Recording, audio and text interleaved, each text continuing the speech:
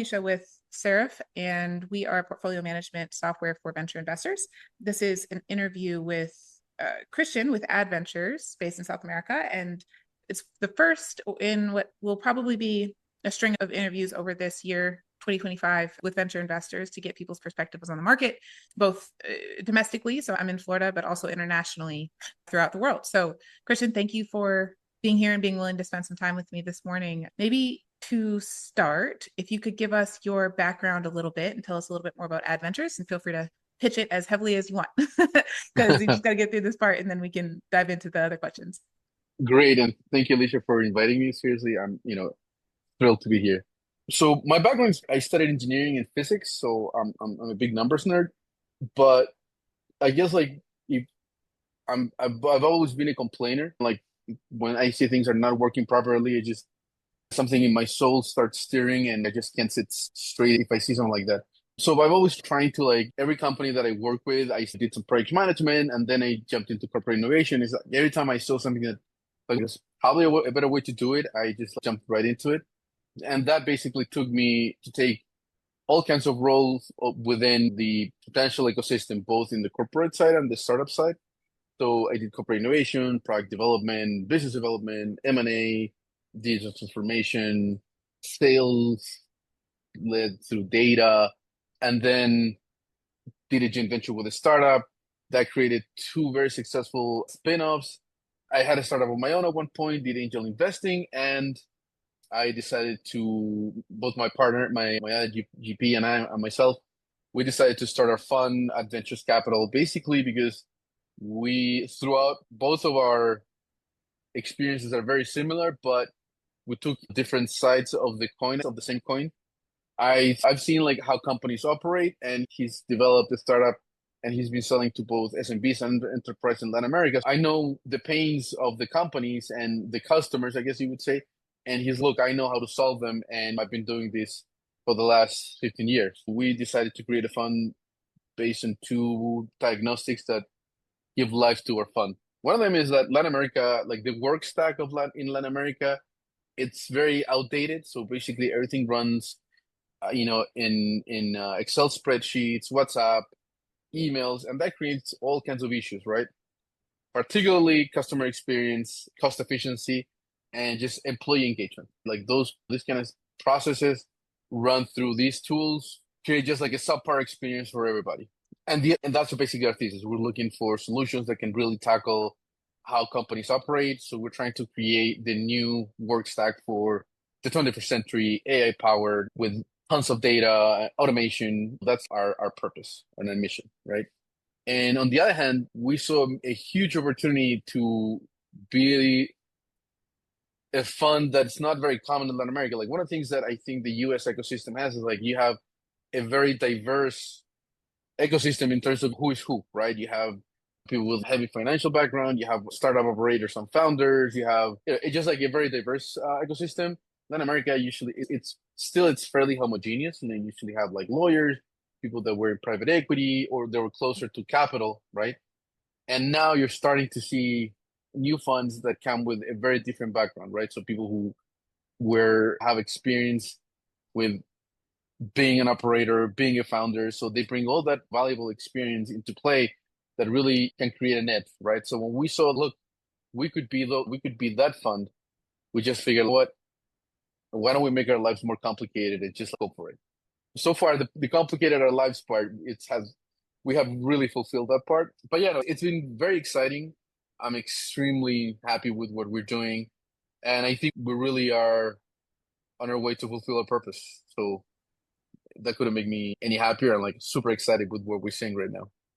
Amazing. When you were thinking about your thesis, were there others that you considered? Because obviously what you've settled on there is very Latin America specific to what you think the industry needs. Were there other ones that came high in the running as you were developing your thesis before you launched the fund? Yes. So I think to really spend time developing your thesis, I think it's key, because basically that's the heart of your fund. And there has to be coherence between the thesis and every single point of touch that the fund will have with the rest of the ecosystem. So startups, investors, key stakeholders. And one of the things that we knew from the get-go is we're not going to when we were angel investors, we invested basically with one core belief, which is we have to invest in the greatest founders, right? So we if we thought the founder was amazing, that we would tap basically into our founder slash operator background, say like, look, really identify certain traits that I think give you a good chance to be successful at this, and we just follow that. And I think that's a key part of analyzing deal flow and like how you pick your winners. But I think when you're invest, I don't think that's enough. So we really knew like we had to invest in something that we really knew and understand. If you're gonna invest in something, make sure that you can analyze specific KPIs or just define what exactly you can really do a deep dive and that can give you an edge. So when we're looking at a thesis, like, all right, we knew B2B. We know how customer acquisition works. We know how growth works. And basically that started a snowball that ended up with the current thesis that we have. Okay, cool. Yeah, that certainly makes sense. And can you maybe talk a little bit about the process of raising your fund? So you settled on that thesis, you felt pretty strongly about it, and then how was raising your fund in terms of process timeline? Do you think there are differences doing that in Latin America versus a fund that would be based in the US or Europe or somewhere else? Maybe can you give us some insight into that? Sure. And raising a fund, I would say, is I had raised money as a founder, and I thought I had an idea of what it's like to raise money. And as a founder, it's just like it's a completely different game. Raising money in Latin America, it's extremely different, right? So I would say, as a first-time manager, first of all, you don't really have a track record, right? Unless you come in as an angel investor and you can say, look, I've already done 50 investments or whatever. And if you don't have that, it's really a challenge. But you can definitely tap into your, I would say, first-time managers, you basically, the people who invest in you are investing in who you are. What's your story? There has to be alignment between your story and what you are trying to do, right? Like, for example, like myself, I don't really have any crypto experience. I understand the basics of it, but I feel like it would be a huge risk for me to say, look, I'm going to do a crypto fund. Whereas if I say, look, I'm doing a B2B fund, looking for solutions that tackle these issues, and it just so happens that I've been doing the operator part of that part of the equation for the last 15 years, it just starts making sense. So that gives investors some sort of, okay, that makes sense. And there's a coherence between your story and your experience. So as a first time fund manager, I would say raising money, it's in Latin America, it's very complicated because usually first time funds tend to be on the smaller side, right? So I'm talking about between $5 to $10 million, right? So that creates a challenge on its own in terms of the fund structure, the people you can bring in. One of the I would say better advices that I got we were starting with is, look, you really have to be okay with the fact that you're not going to see any money for the next 2 to 3 years, right? If you're here for the money, you probably should be doing something else, right? And you really have to set yourself up so that you can survive that 2 year period, right? I would say the first advice would be really prepared for this. To raise money, it takes probably about 500 meetings, right? Also, I would say one of the challenges that I see in Latin America when you're raising money is that you're basically putting all your chips with high net worth individuals. Okay. Family office usually don't really do first time managers, or they just like skip VC altogether as an asset, right? I think that venture capital, at least in Latin America, from the family office point of view, is that they're still digesting what happened in 2021, right? I Mm. think one of the mistakes that were made is that I saw a lot of family offices go directly to invest in startups and they skipped investing in funds. You saw, for example, family offices saying, look, my budget is I'm going to allocate $2 million at a pre-seed stage and I'm going to do four investments. Mm. When usually in Latin America, it's like you don't do four investments at a pre-seed stage at 500,000 each ticket. It's more you're going to do, I don't know, probably 40 investments at a Mhm. $50,000 ticket because tickets here are smaller. There was like I think it's like a learning process, very expensive learning process, I would say. That challenge for first time managers is that you're gonna have to rely on smaller tickets, right? You're not going to look at $2 million tickets. You're probably going to look at 100 to 200. And at the beginning, you're looking at 15, $20,000 checks, right? Once you start getting some momentum, I would say for anybody who's raising their first fund, just get some momentum underneath you. Let's start, even if it's smaller checks, you're gonna start seeing what works, what doesn't, and even yourself, you start realizing the pros and cons of bringing in smaller checks, and then the pros of cons of bringing in bigger checks. Also, one of the things that happen in Latin America is that given the size of the funds, right? So again, between 5 to 10, that's like usually the size of the first fund. Because of the unit economics of a fund, these kind of funds usually they're not going to be audited, right? Mm, And that puts away already institutional investors for the most part. So it's going to be, okay. if you're going to bring a family office, it probably be like a smaller check. Yeah, just be ready to really talk to anybody and everybody. It's going to be, Mm, you're going to spend 2 years raising your fund, probably 2.5 years. And it's going to be, you're going to have to drink a lot of coffee, have a lot of drinks. And so just be ready for that and set your expectations to that, I would say. okay. Do you see my next question for you was going to be on the institutional side of things. Do you see a lot of co-investment by corporations? So I know family offices Yeah. probably not that active. Are corporations a little bit different in how are they investing into funds, or are they investing, directly into companies alongside funds? I'm seeing everything and anything nowadays. So I'm Okay. seeing both coming in as an investor. So I would say I see them coming in as LPs. And Mm, look, I want to come in as an LP because I want to understand this. I want to be exposed, but I also want to see the deal flow. And also I see them coming in as an LP because they want to have access to startups that they could eventually buy. Or I see them also subcontract, having the fund do consultancy work in terms of just give me the deal flow and I'll pay you X amount of money. So it's everything and anything nowadays. how do you guys look at, so you mentioned there like corporations investing in companies they might eventually buy. We did an interview last fall with the VC manager in Brazil, and he was talking about how they have their VC fund. They also have an M&A advisory because they think that it's that function of investors is so important that they spun up their own firm to do it Yeah. for the startups that they invest in. How do you guys look at exits for your portfolio companies and also exits just broadly in Latin America? Because this, from a US perspective, is something that the investors seem like there's interest in investing internationally, but the prospects of where those startups can exit to get your money back out is where the question comes in a lot of cases. And so how do you guys what are you seeing, and how do you think about exits for your portfolio companies? And are you trying to make a concerted effort to help them find places to exit on the back end? I know you're fairly early, but still worth asking, I think, at this point, No, just no, given you have a couple absolutely. years tenured. Absolutely.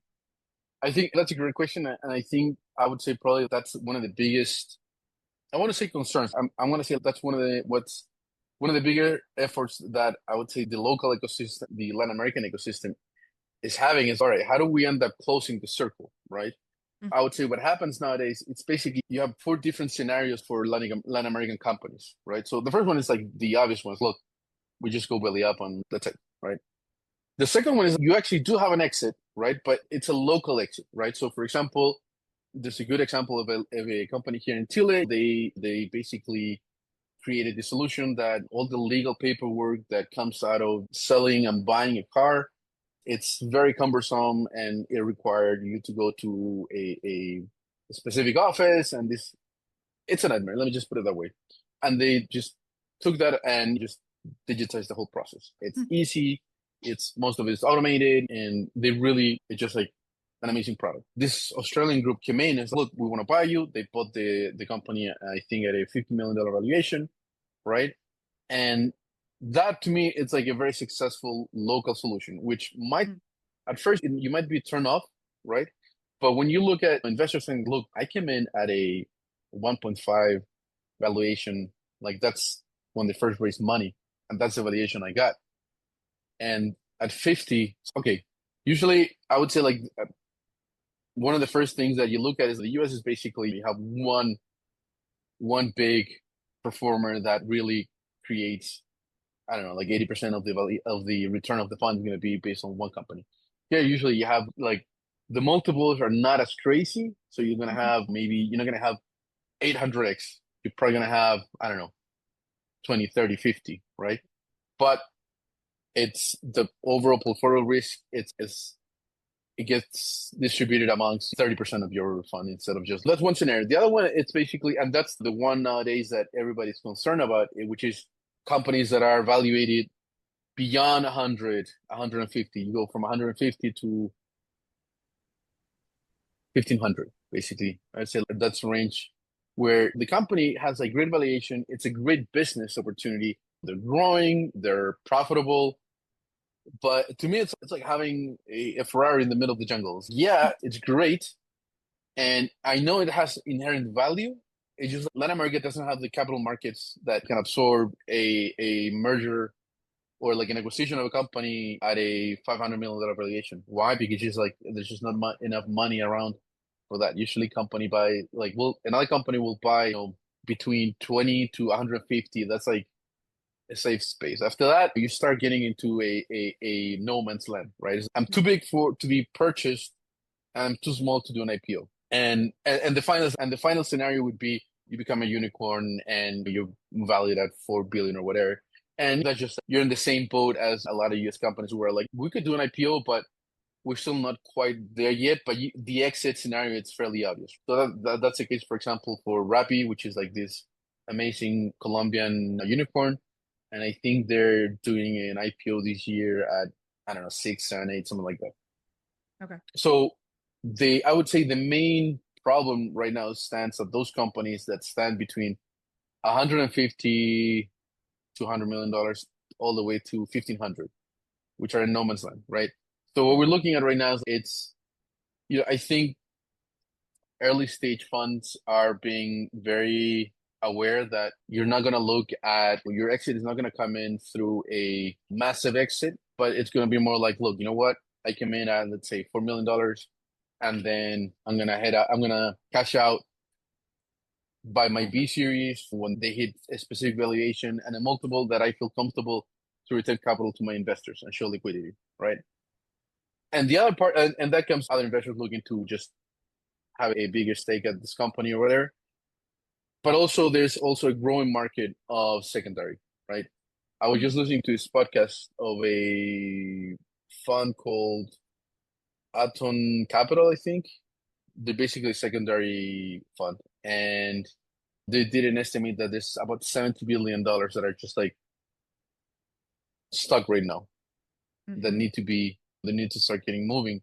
And if we can get secondaries to start doing that, I think it's just a great way to, all right, money is basically going back to investors can start investing again, and that basically closes the this virtuous circle that we're trying to create here.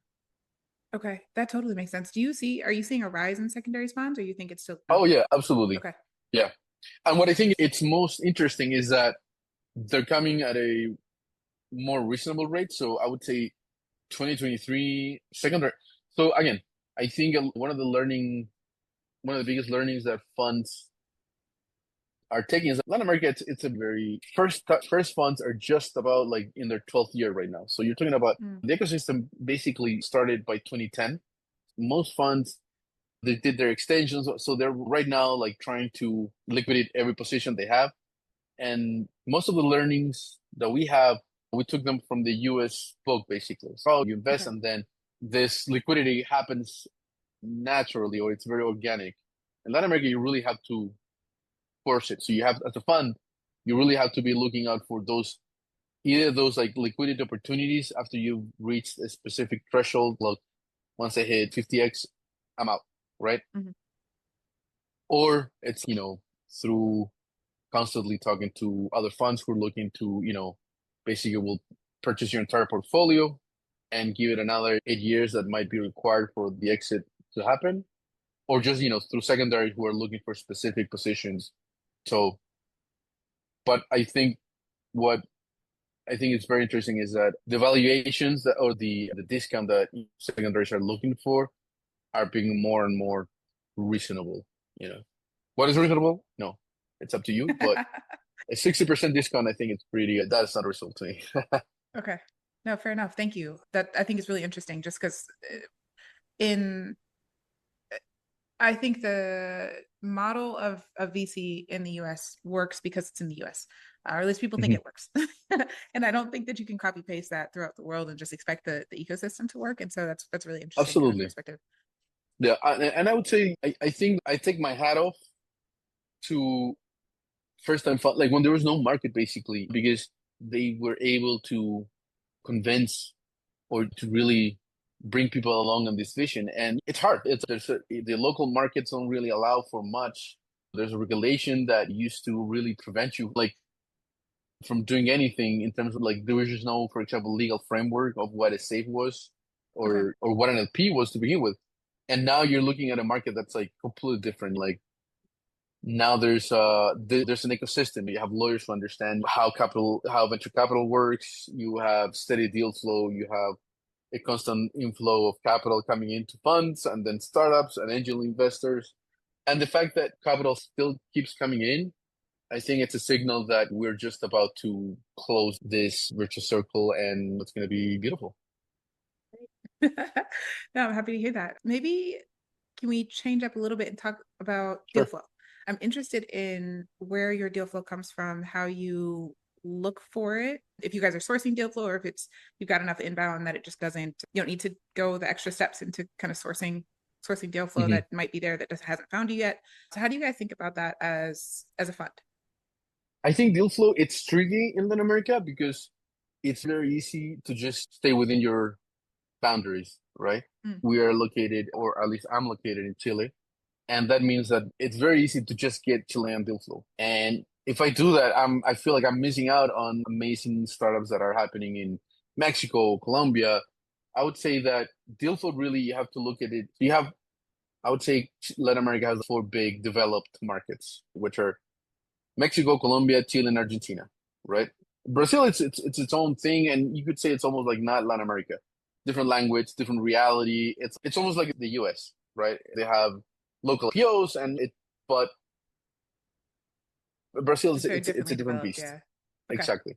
You look out for these specific ecosystems and you know what each can bring. I would say that you have to develop local networks at each country. Like on it, for example, like we saw that one of the advantages that we had is that the other GP at Adventure, his name is he is fairly well known because of the success he's had with the company that he co-founded. He's been a mentor for more than probably like he's mentored about 150 founders, both in Chile and Mexico. He's very well known, so that gives us like a little bit of an edge. We get inbound just because of that. And then one of the things that we consciously did is we're gonna really try and help out founders, not just like give them feedback, but what else can we do with opportunities in terms of just guide them a little bit, set up conversations with specific people that we think that could help them along their journey. And I think we wanted to be the fund, or we want to be the fund that a startup would want, right? Not just, oh, you bring in money, but also you bring in a certain level of expertise, advice, sometimes some tough love, and but also be fair. Like again, Yeah. I was a funder at one point in my life, and it's pretty hellish, and it's really not for anybody, not for everybody, I would say. Hmm. And I feel like you have to be really empathic. You have to show some empathy Hmm. when you are talking to a founder because it's a tough journey. Emotionally can be, when you do that and like what we're betting on is look, if we do that, eventually we're going to start getting amazing referrals. And that's what's Yeah. been happening. Like now we're actually founders we invested in, or even founders we didn't invest in. Look, I wish you could invest it. I know you didn't. Here's an LP that I think could fit with you guys, or here's another founder who could fit. So that part has been happening, and I guess it's a great way to really understand if the strategy works, Hmm. which I think it does. So I would say, yeah, you really have to set up also like some sort of relationship with funds who you feel like are aligned with what you're trying to do as well, right? Okay. Either one step before and one step after yourself, right? And then just go to every demo for every accelerator. It doesn't happen overnight. It definitely takes time, but I think it just it's such a, if you think about it, you have to create basically deal flow that comes from four countries constantly and occasionally from other four countries. You really have to be constantly being out there at events and demo days and reaching out to founders. So it's a lot of work, but at the same time, I think that's what really, I feel like there's Latin America has like amazing opportunities. First of all, just like valuations on their own. Like you can really come in at a discount and Mhm. you can really do some serious damage in terms of you can come in at a $3 million valuation and then at 600, for example. And that's something that happens that's what something that can happen in Latin America. But you really gotta know exactly like it's not for everybody because it's to get deal flow, you really have to have not boots in the ground, but at least like sneakers. You have to every now and then go to Mexico, go to some events, talk to the funds. So it's a lot of work. Okay. And do universities play any part in your deal flow, or are they early on the entrepreneurship There's a programming? few who are there's a few who are actually doing a lot of really good stuff. There's the most iconic one is Tech de Monterrey, which is from Mexico, and like they really output basically every good Mexican company. They have a founder who's from there, right? And they really taken the entrepreneurship as something that it's core to them. Yeah, and then Peru, they have one school, but I would say for the most part, schools are there's still, I think, a distant. Let me put it this way: U.S. professors, it's fairly common for them, if especially in their teaching anything that's business related, they've had stints as both founders or they've worked at major corporations or they actually have experience to back the theory, right? Latin America, usually professors have a lot of theory but little experience, right? Okay. And I think that's one of the challenges that we need to. I think academia is still very much turned off by what a business entails, right? Mhm. Okay.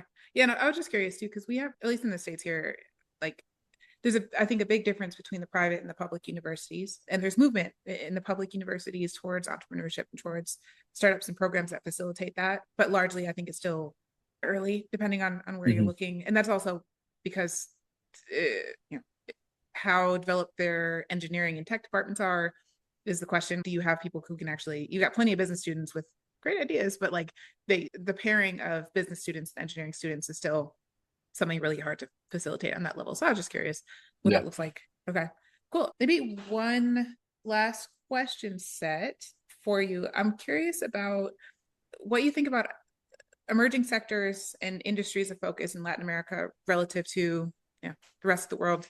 I know I was on a webinar 2 days ago. Was it yesterday? 2 days ago.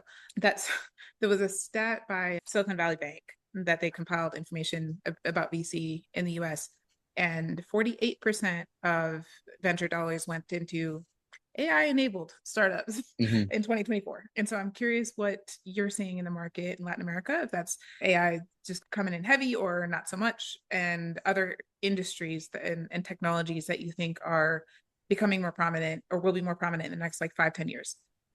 Hmm. Oh, that's a good question.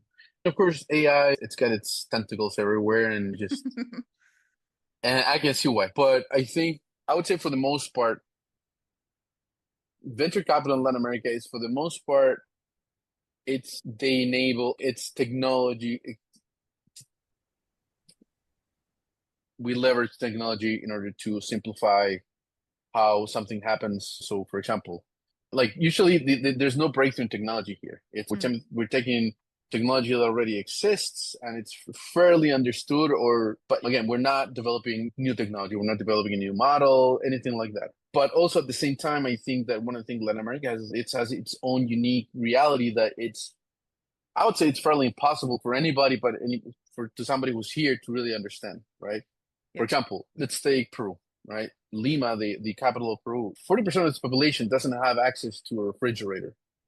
So when you create, so like that creates, that's a reality that creates, it's a problem, but at the same time, it's a huge opportunity, right? So there's all these, one of the challenges that people have is access to food is more expensive there because since you don't have a refrigerator, you have to be buying fresh food every day.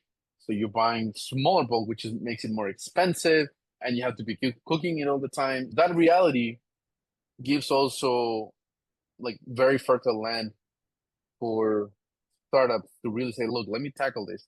And Hmm. one of the awful things, but at the same time, when you're in venture capital, it's a huge opportunity. There's so many broken things in Latin America that could be resolved through technology, right? So that's what educate, like edtechs here in Latin America is like anybody who creates an edtech is going to get access to, I don't know, 10, 20,000 students. Why? Because just like every country has usually governments have failed at providing good public education, right? So I would say my take is that I'm going to be the first one to say, look, I believe our thesis is going to be a moneymaker. Why? Companies still operate, there's still companies that operate using pencil and paper, right? That itself, I think it's a huge opportunity because it's so much like you talk to, and if you take that and you pair that minimum wage have increased about 50% in the last 4 years, it's putting a huge strain on businesses saying, look, this is unsustainable for me, right? So it's saying, look, you cannot solve problems anymore by just like tossing cheap work with a shovel, basically. Now you actually have to start really label it this way. So I would say the way I see it is that US companies are very excited about AI because it's labor, it's very expensive. A tech worker usually makes what, like 300K, right? That's a ton of money. Yeah. In Latin America, they're fairly cheap, right? And there's a huge cost arbitrage there, but whatever. But I think usually the way that US business see it is that I'm going to use AI because I want to avoid the mistakes that cheap labor creates. But now with this surge of the cost of labor, we're seeing companies being there's a huge appetite for, look, I need automation.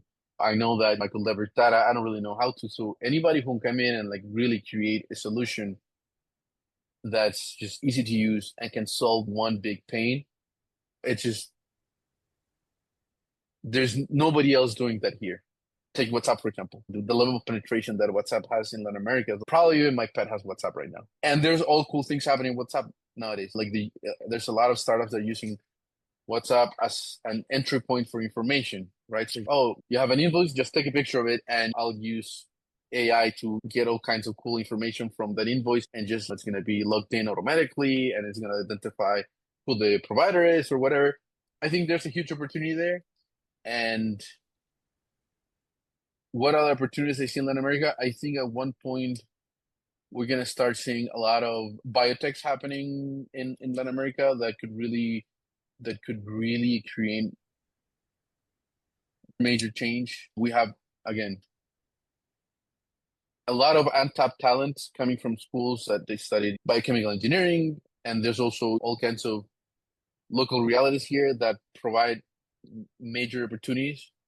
And also, I would say that fintechs in Latin America are just, there's so many fintechs and there's still so much to do. And I think also the lowest common denominator, it's so low in Latin America. People that don't really have any access to banking. I just saw an insane number the other day, but basically, you have one bank every 70,000 people in the US. Brazil, which is one of the most advanced countries in terms of banking penetration, it's one bank every, I think, a million, right? Hmm. So there's so much work to do. But once you start developing for that lowest common denominator, you can start rolling that everywhere because it's just so easy to adapt. Okay. Yes, I did not know that stat actually. And Yeah. I want to double tap on what you said about WhatsApp. I think that is something that is constantly undercounted by people that are based in the US. WhatsApp and Telegram are like turning into their own operating systems. It seems like Yeah, from the outside, and absolutely. that is not something that really penetrates the American brain until you Yeah. see it, until you leave the Yeah. country and spend some time elsewhere. WhatsApp is really, people think Facebook and they're like, oh, Facebook sucks. But then you have Instagram, and then you have WhatsApp, and WhatsApp is at this point, I don't know, at least 1 billion users. It's just Yeah. crazy. Yeah. And one of the things that, again, you have to be here to understand that kind of reality. But when we started creating the thesis for fun, we did some insight searching. We started interviewing all kinds of companies and whatnot. And I kid you not, every company has like a collecting WhatsApp group. Like Yeah. every time you wanted to collect an invoice or whatnot, the most sophisticated companies they might have SAP, for example, or some ERP, but still you had a WhatsApp group with that. And that's where the reality of how your accounting happened, the reality of that is going to be in a WhatsApp group, right? And the fact that all that information you cannot there's nothing you can do with it. And Hmm. even if you go into SAP and, oh, let me see how my accounts receivable are, how they're the dynamic of my accounts receivable. Even you take a report out of SAP, it's not going to be the reality because the reality is actually going to be in WhatsApp, right? And that you're only going to get that by having your finger on the pulse here, right here in Latin America. And again, Yeah. it's a huge opportunity. You're talking about hundreds of thousands of SMBs and enterprise companies who like really operate in such a way so that it's easy to execute, but it's a nightmare to manage, right? Yeah. And yeah, so Okay. exciting times, challenging, but at the same time, very exciting. Yeah. No, it certainly sounds like it. Maybe to finish off here, do you have any advice that you would give to three groups, right? So emerging fund managers in general, emerging fund managers in Latin America, and LPs or angel investors that want to invest into Latin America. Mm, Pick any or all three. Do you have any particular advice that you would give to any of those populations of people? right. I would say if you're starting a fund, I think one of the better advices that I received at one point is no, if you find a systemic problem, start a fund. There has to be, Mm, I'm a strong believer that a fund is basically to breathe life into some sort of purpose, right? To me, as I saw how companies struggled and that how that cascades into just the overall quality of life of people. Like people hate their jobs because they see they're wasting all their time in nonsensical processes. Also, the people are not getting paid high salaries because companies waste too much money on how they operate. So that to me is could be how funds come to life, and money should be a result, not an end, right? mm, I don't know if everybody thinks like that, but to me, is that's how I think successful funds happen because there's a vision behind it, and not just oh this is an easy way to make money, which is not. Also, it's not an easy way to make money. If you're here for the money, you are in the wrong business. Everybody, especially if you're a lawyer, you're gonna get some money behind it. But I would say don't do it for the money. Just do it because you have a purpose, right? Also, that's for first time managers, whatever you are.